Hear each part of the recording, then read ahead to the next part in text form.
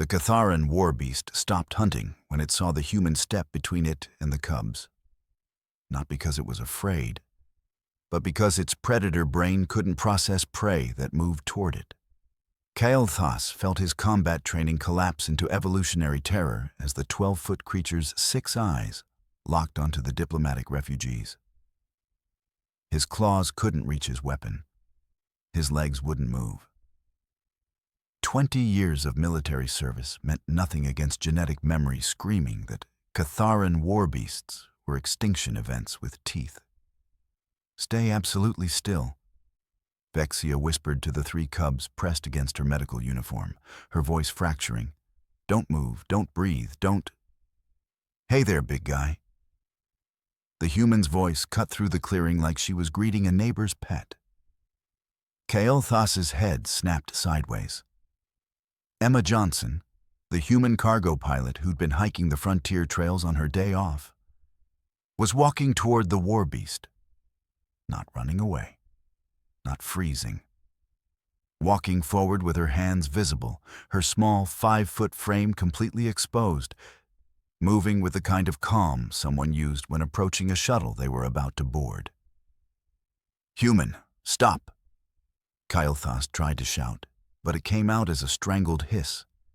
"Retreat protocol.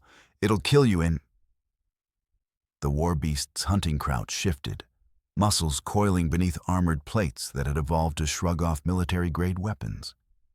Its assessment protocols were malfunctioning. Prey didn't approach. Prey ran, and the war beast's neural pathways had been refined over millions of years to trigger on fleeing movement. Emma kept walking. "Emma Johnson, that is a Catharan war beast." Vexia's medical scanner was screaming proximity alerts. "Your species classification is prey. You need to—" "Stay behind me, sweethearts," Emma whispered to the cubs, not looking back. Her tone the kind of gentle someone used with frightened children. Then, louder, still advancing. "Yeah, I can see what he is. Impressive guy, aren't you?" The smallest cub, barely 4 years old, whimpered, "But you're so small. It's going to kill you first." The war beast's head tilted, a gesture that would have been curious if it wasn't attached to a creature that had personally ended 3 colony uprisings. Its hunting algorithms were crashing. The small bipedal creature was making direct eye contact, walking closer, showing no fear markers. This wasn't how prey behaved. Kael'thas finally forced his tactical implant online, his claws shaking as he triggered the emergency beacon. "Command, code extinction at coordinate 77 Alpha. Catharan war beast engagement imminent. 3 diplomatic cubs in kill zone. Human civilian has compromised survival protocol by—" His voice cracked. "By approaching the target." "Confirmed approach?" Command's response carried disbelief, even through the digital compression. "Affirmative. Human is advancing on war beast. Repeat, advancing toward threat." "That's biologically impossible for prey species." "I'm aware." Kael'thas watched Emma stop 15 feet from the creature, well within its strike range. "Human, in the name of every god in the council, what are you doing?" Emma's shoulders rolled back slightly. Her chin lifted maybe an inch. And her eye contact with the war beast never wavered. When she spoke, her voice carried an edge that hadn't been there before. Something that made Kael'thas's combat instincts flare in a completely different way. "I'm making sure he understands something important." She didn't look away from the war beast. "Nobody touches my kids." The war beast's growl vibrated through the ground, but it didn't advance. Vexia's medical scanner chimed with data that made no sense. Her heart rate, it's dropping. Stress hormones declining. She should be in maximum panic response, but her biology is doing the opposite. "That's not possible," Kael'thas breathed. "Yeah?" Emma's voice carried dark humor. "Watch this." She took another step forward. The war beast, apex predator of the Catharan system, took a step back. "Sweet, merciful void," Vexia whispered. She just made it retreat. The middle cub pressed tighter against his companions. How is she doing that? Kael'thas couldn't answer. His entire understanding of predator-prey dynamics was unraveling in real time. Because the human, small, fragile, classified as soft-bodied prey species by every xenobiological database in the galaxy, had just made a Catharan war beast hesitate. And she was still walking forward. The war beast's muscles bunched, and Kael'thas saw the attack coming a full second before it happened. Predator movement patterns were burned into his military training. The creature would lunge, jaws would open wide enough to bisect the human, and then Emma stepped forward into the charge. Not a flinch, not a dodge. A deliberate step closer to 12 feet of armored death. And Kael'thas heard himself make a sound he'd never made in combat. A whimper of pure horror, watching inevitable slaughter. Except the war beast stuttered mid-lunge, its trajectory faltering as predator instinct collided with prey that advanced instead of retreated. It landed heavily, claws tearing furrows in the dirt, head swinging in confusion. "Human, retreat!" Kael'thas forced his shaking claws toward his sidearm, training overriding terror through sheer willpower. Standard protocol is immediate withdrawal to defensive perimeter, then... Yeah. Emma still hadn't looked away from the beast, her voice carrying the kind of patience someone used with particularly slow students. "How's that protocol working out for you?" Kael'thas's claws froze on his weapon grip. She had a point. He was a decorated combat veteran, and he'd been paralyzed by fear for the last 90 seconds while a human cargo pilot handled the situation. The war beast began circling, a hunting behavior designed to trigger panic in prey. Its 6 eyes tracked Emma with growing confusion. Why wasn't she running? Every creature ran. Running was how prey confirmed itself as prey, how it activated the killing sequence burned into predator neurology over evolutionary epochs. "Vexia," Kael'thas hissed. "Medical scan the human. Is she in shock? Neurological compromise?" "Scanning." Vexia's voice carried bewilderment. "Kael'thas, her heart rate is 62 beats per minute and dropping. Stress hormones are declining. Her respiratory pattern is controlled, deliberate. She's not in shock, she's getting calmer." "That's impossible. Her biology should be..." "I know what it should be doing." Vexia's scanner trembled in her grip. "It's not doing it." Emma's stance shifted so subtly that Kael'thas almost missed it. Shoulders rolling back another fraction, chin lifting slightly, her spine straightening. To anyone else, it might have looked like simple posture adjustment. To someone with military training, it looked like dominance display. The smallest cub pressed against Emma's leg, instinct overriding training, seeking protection from the one entity in the clearing that wasn't radiating fear. The other 2 followed, huddling behind the human's small frame like she was a defensive barrier instead of 5 feet of fragile mammalian tissue. "Cubs, no!" Vexia reached out, then froze as the war beast's eyes tracked the movement. "Stay with..." She stopped because the cubs were safer behind Emma than anywhere else. Somehow, impossibly, the war beast made its decision, launching a test charge, a tactical probe used to trigger flight response and confirm targeting priority. It came fast, jaws opening, claws extended. Emma raised one hand, palm out, the movement slow and deliberate like she was directing traffic. Nothing rushed, nothing panicked. The war beast stopped, 12 feet of apex predator, mid-charge, claws already committed to the strike pattern, simply stopped. Its momentum carried it forward another foot in a skid of torn earth. But the attack aborted, leaving the creature staring at the raised human palm like it had encountered a force field. That's not possible. Kael'thas felt his tactical worldview shattering. Catharan war beasts don't abort attacks. Once they commit to a strike, their neurology doesn't allow. Big guy here just needs to understand something, Emma said, her tone conversational, like she was explaining basic mechanics to a coworker. Her hand stayed raised, steady as hull plating. Movement on the ridge. The second patrol, doing their rounds, cresting the overlook and seeing the nightmare tableau below. Their leader's voice crackled across every emergency channel. Code Apex, Catharan war beast active, human civilian compromised. Cubs in immediate kill zone.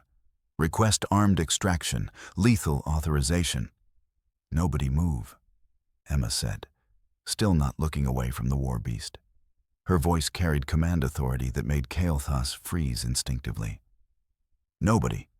Shoot. Just stay back. Human, we have weapons that can... The patrol leader started. Which you won't use while I'm standing here, while these cubs are in splash range, and while this guy is deciding whether I'm worth the trouble.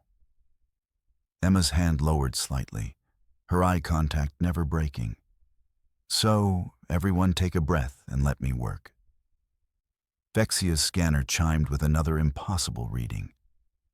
Her adrenaline levels are normal. Normal. She's facing extinction-class predator, and her body is responding like she's having a casual conversation. The war beast circled again, closer this time, testing. Its confusion was visible in the tilt of its armored head, the uncertainty in its gait. Prey ran. Prey always ran. Prey didn't maintain eye contact, didn't advance, didn't make the dominant creature hesitate. Whatever Emma was, the war beast's evolutionary algorithms had no classification for it. The war beast's patience broke. It lunged again, this time with full commitment. Jaws wide, claws extended, the kind of attack that ended battles in sprays of blood and bone. Emma's arms spread wide, making her small frame as large as possible, and from her throat came a sound that made every alien in the clearing freeze. It was deep, guttural, primal, a sound that came from somewhere humans shouldn't have. A territorial challenge that resonated with frequencies meant to warn, to threaten, to declare dominance. The war beast stumbled backward like it had hit a wall. Command, Kael'thas's voice cracked over the comm. Command, human is exhibiting apex behavior toward confirmed apex predator. This violates every xenobiology principle we have. Humans are classified as prey species. They don't have the neural architecture for dominance displays. Hey, scales? Emma said, her arms lowering but her posture still expanded. You got any food on you? Kael'thas blinked. What? Food. Protein bar, jerky, ration pack, anything edible. Vexia's voice pitched higher with stress. What?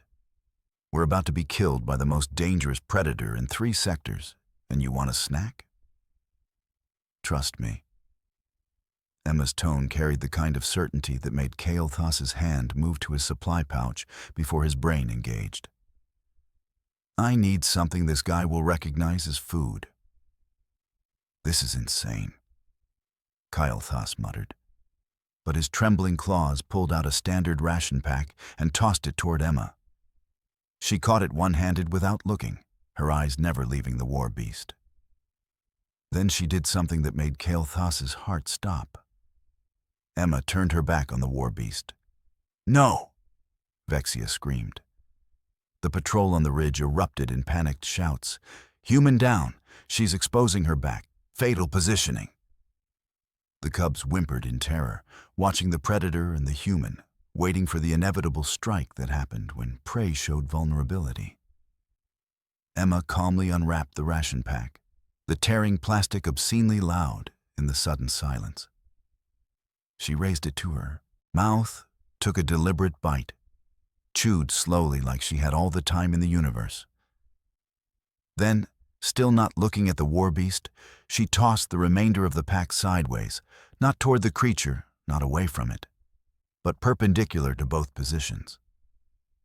The war beast's head tracked the food's arc, all 6 eyes focusing on the fallen ration pack. "Your move, big guy," Emma said quietly, finally glancing over her shoulder at the creature. "Take the easy meal, or try for the one that's not afraid of you." 10 seconds of silence. Kyle Thas counted each heartbeat, certain he was watching the last moments of human stupidity before inevitable violence. The war beast moved toward the ration pack.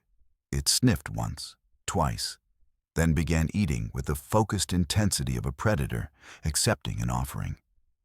"Nobody run," Emma whispered, backing slowly toward the cubs, gathering them with gentle hands. "We're just going to walk away nice and slow. Keep your eyes down, no sudden moves, nice and easy."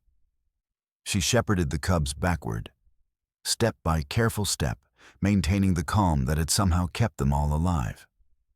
Kyle Thas couldn't find words. His tactical training had 17 protocols for war beast encounters. None of them included social dominance display by prey species, followed by food negotiation. "This is impossible," he finally managed. "You just socially dominated a Catharan war beast that requires neural architecture for hierarchical challenge structures. Humans don't have that. You're not apex predators."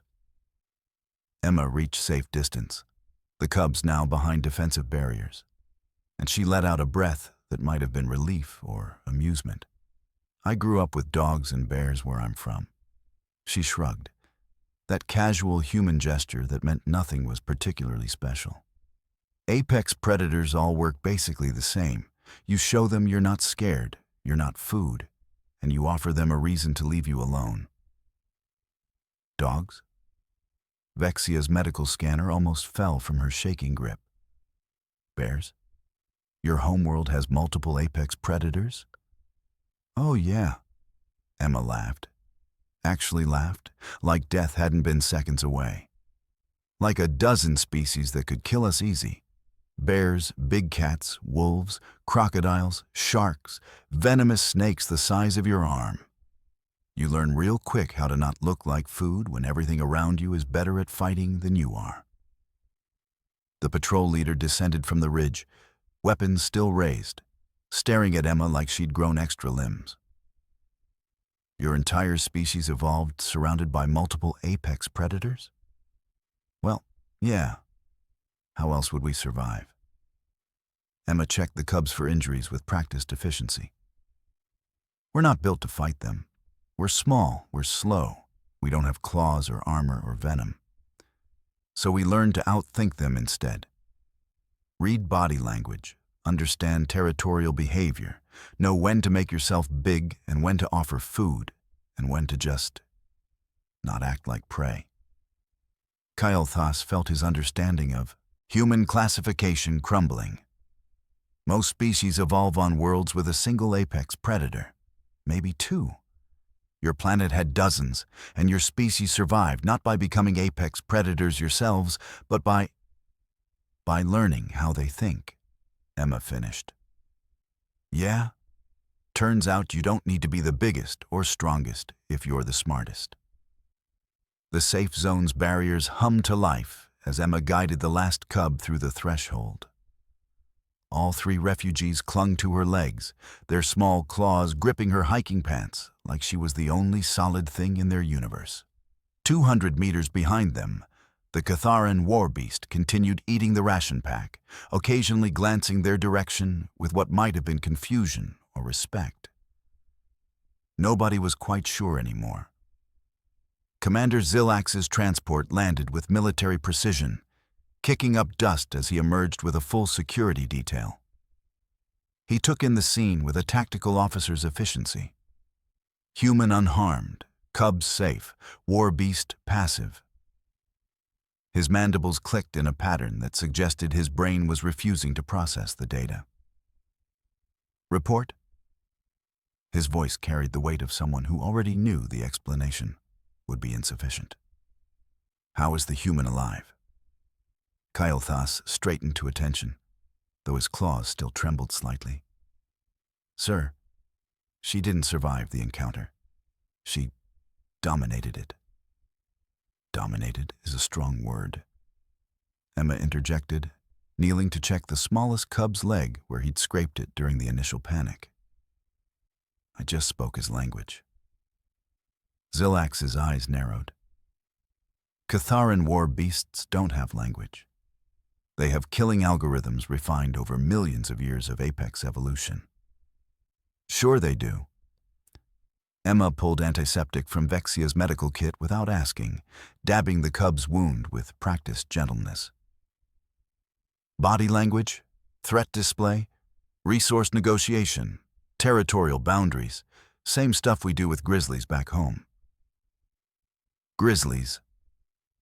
Vexia's voice was flat, like she was testing the word for hidden danger. Your planet has creatures called grizzlies that require threat negotiation.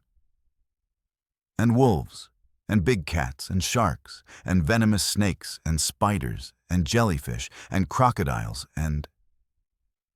Emma shrugged, that maddening human gesture of dismissal. We're not built to fight them. No claws, no armor, no venom, relatively slow. So we learned to outthink them instead. Zilax was already accessing the human database through his command implant, his expression shifting as information populated. Your species evolved on a planet designated as Class 4 Death World. Atmospheric composition supports 14 distinct apex predator classifications. Toxic megafauna density rated at... He stopped. This can't be accurate. No sentient species could emerge from an environment with this many competing predators. Well, yeah. Made us real good at reading body language and behavioral cues. Emma finished bandaging the cub's leg, ruffling his head crest gently. How else would we survive? We can't outrun a bear, can't outswim a shark, can't outclimb a big cat. So we learned their communication systems, figured out how to say "I'm not food" in ways they understood. Most species. Kael'thas said slowly, his tactical training reassembling itself around this new framework. Evolve on worlds with a single apex predator. Maybe 2 competing species. Your world had 14 documented classifications, and your species survived not by becoming apex yourselves, but by existing among them as... what? Negotiators. Huh? Emma stood, dusting off her knees. That explains why you guys were so freaked out back there. You've probably never had to stare down something bigger than you and convince it you're not worth the calories. The smallest cub looked up at her, his large eyes still wet with fear memory. You whispered, "Stay behind me even though you're so small." Emma chuckled, the sound warm and completely inappropriate for someone who'd just faced extinction. Size isn't everything, kiddo. Sometimes the scariest thing in the room is the one that's not scared. That big guy back there? He's used to everything running from him. When something doesn't run, when something looks him in the eye and says, "Not today," his brain doesn't know what to do with that. Zilax closed his database connection, his expression carrying the weight of revised strategic assessments. This changes our entire understanding of human psychology. Your species classification needs immediate review. Guardian capability indices, threat assessment parameters, protective instinct thresholds. Look, I just did what anyone would do. Emma picked up her hiking pack, checking the straps like this was any other day off. Kids were in danger. I stepped up. That's not special. That's not normal behavior for prey species, Vexia said quietly. That's guardian behavior. Parental protection instinct that overrides self-preservation. Most species reserve that for their own offspring, their own genetic line. Emma paused, seemed to actually consider this. Seriously, you guys wouldn't protect kids just because they're kids? Not at the expense of our own survival against apex predators, no. Huh. Emma adjusted her pack. Back home we call that Tuesday. Someone's kid is in trouble, you help. Doesn't matter whose kid it is. The middle cub tugged at Emma's pant leg. Will you visit us? At the diplomatic compound? Sure, if they let me. Emma smiled at him. Maybe I'll bring some of those ration packs your new friend likes so much. Seems like we could all use some practice not looking like food. Zilax made a note on his command tablet. I'm requisitioning you for consultation on revised security protocols. I'm a cargo pilot. You just rewrote our understanding of threat dynamics. Zilax's mandibles clicked with finality. You're whatever I say you are until Council reviews this incident. Emma laughed. Fair enough. Can I at least finish my hike first? The Council Chamber's holographic display showed the Catharan war beast encounter from 17 different angles, each one documenting the impossible. Commander Zilax stood at the presentation podium, his posture carrying the weight of someone about to overturn centuries of xenobiological doctrine. We've classified humans wrong. He began without preamble. They're not prey species. They're not even predator species. Council member Jitaro's tendrils twitched with impatience. Then what are they, Commander? Your report suggests they're somehow both and neither. Apex survivors. Zilax pulled up Earth's ecological data, the death world statistics painting across the display in alarming reds. They evolved the behavioral patterns of apex predators, dominance displays, threat assessment, territorial negotiation, without developing the physical capabilities. They learned to think like the creatures that hunted them, to communicate in the language of predators while maintaining the appearance of prey. That's... Council member Sinara paused, processing. That's evolutionary camouflage on a psychological level. Precisely. They appeared non-threatening, which allows them close access. Then they deploy apex behavioral patterns that trigger predator uncertainty. By the time a threat realizes what it's facing, the human has already established dominance through pure behavioral manipulation. The council chamber erupted in discussion. New protocols were drafted within the hour.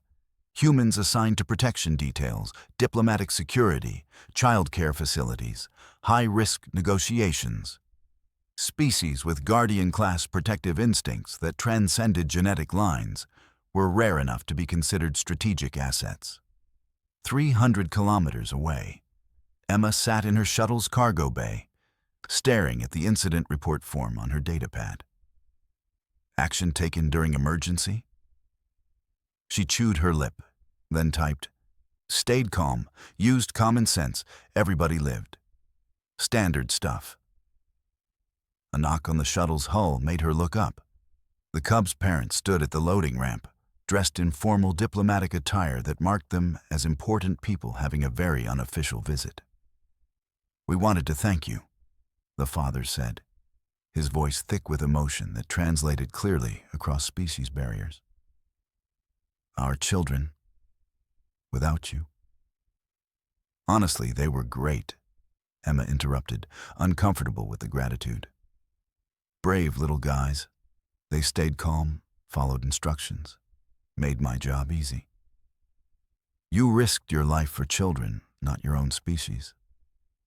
The mother's eyes carried something like awe. Placed yourself between them and certain death. Emma frowned, genuinely confused. Well, yeah, they're kids. What was I supposed to do, let them get eaten? That wasn't happening on my watch. The parents exchanged a look, some wordless communication passing between them. The realization was visible. Humans didn't distinguish threat response by species. Their protective instinct activated. For children, period. No genetic calculation, no tribal boundary, just immediate guardian response to vulnerable young. Kyle Thas appeared behind the parents, his military uniform crisp despite the day's chaos. Command wants you to train our security forces in human threat assessment techniques. Emma laughed, the sound echoing in the cargo bay. Train you guys to be more like humans? That's gonna be a weird Tuesday. What do I even teach? How to convince murder beasts you're not worth the hassle. A practical guide? That's exactly what we need. Kyle Thas wasn't joking. Emma saved her incident report and stood, grabbing her jacket. Fine, but later. I've got maintenance schedules to review, and I promised Vexia I'd grab dinner at the station barbecue. She walked past them all, already checking her datapad for shuttle diagnostics, the cosmic implications of her actions completely absent from her priority list. She just rewrote our entire security doctrine, Kael'thas said quietly to Vexia, who'd arrived for the Cubs' medical follow-up. And she thinks it was standard stuff. Vexia shook her head. She's already moved on to maintenance schedules. Hey, Emma called back from halfway down the corridor. We still on for that barbecue later? I'm starving. Both aliens stared at her. What? I'm hungry. Staring down murder beasts works up an appetite. She grinned. Plus, I hear they've got actual Earth beef imported. Can't pass that up. In the council chamber, Zilax concluded his presentation. Recommendation is immediate reclassification of humans as Guardian class protective species with apex behavioral patterns. Their apparent weakness is strategic advantage. Non-threatening appearance combined with apex predator psychology creates a combination no natural predator has evolved to counter. The council voted unanimously for adoption of new protocols. Emma bit into her burger at the station's food court, oblivious to the galaxy-spanning policy changes happening in her name. Vexia sat across from her, still processing the day's events. So, Emma said between bites, you up for another hike next week? I hear the trails past Ridge 7 have those dragon things everyone talks about. Should be fun. Vexia's drink spilled. Fun? Emma, those are classified as apex predators. Yeah, I figured. Emma grinned. Don't worry, I speak dragon too, probably.